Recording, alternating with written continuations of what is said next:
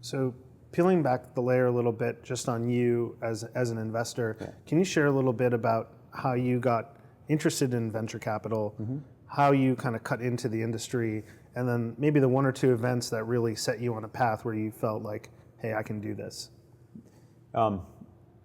It goes way back to my childhood, pathetic as that may sound. My dad was a founder CEO, and so for the better part of my formative adolescent and pre-adolescent years, I heard about these monsters that sat in his board, venture capitalists. And as a adolescent, you think, okay, well, someone who's terrorizing my dad must be good. So, and what he didn't like about them was they were abstract. They weren't in touch with the human realities of running a company, and they had a false sense of ability to predict things and be certain about the future. When you're running a company, you don't know much of anything about the next 6-12 months. You're working through a lot of ambiguity.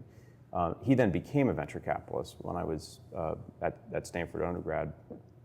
And in that process revealed to me that there's a different way of doing the business, of really partnering with entrepreneurs. And this is back in the late 80s, early 90s. And I saw how much joy it brought to him. And what stood out to me, even then when I was an undergrad, was if you could be in service to these extraordinary people who are changing the world for the better, that's a noble calling. And I think also maybe I just had enough self-awareness to say, I don't really want to run a company. And I think there are other assets or attributes that I am more motivated by.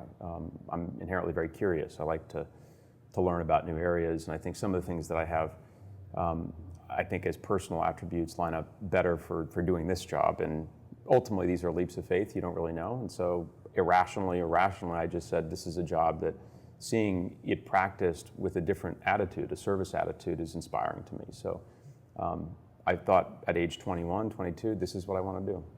And the advice I got was good luck, because it's a career where you're told like people need to find you versus you find them. And so I put my head down and went to Bain to learn the language of business for a couple years, and then went into a startup company because I thought it was critical that I work as a product manager, getting a 1.0 product out the door, to feel the risk, to get a sense of grounding around what the company building really was about from the bottom up. And so that company, Virage, I worked at for a couple of years, went public in 2000, and then somewhat embarrassingly, I decided to get an MBA.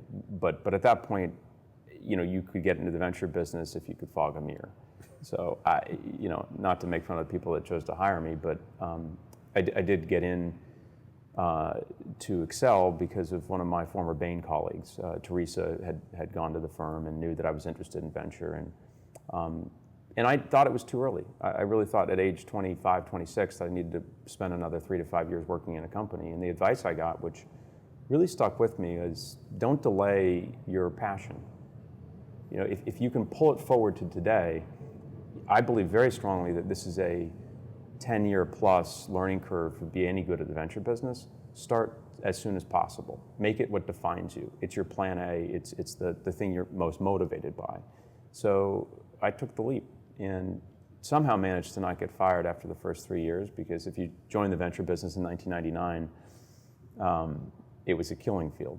I think there were 14 people in my class that went into venture from the 2000 class at Stanford, and maybe 2 remain. So, and so what catapulted me forward, I don't know, endurance.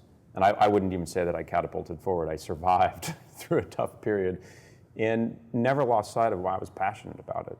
The idea of serving entrepreneurs, and I formed some relationships with, like, Lou was one of my first investments at New Relic, where I've been working with Lou since he started that company as an entrepreneur in residence, but really my first legitimate investment back in 2000 at Excel. So people like that are what catapulted me, not any great thing I did. So.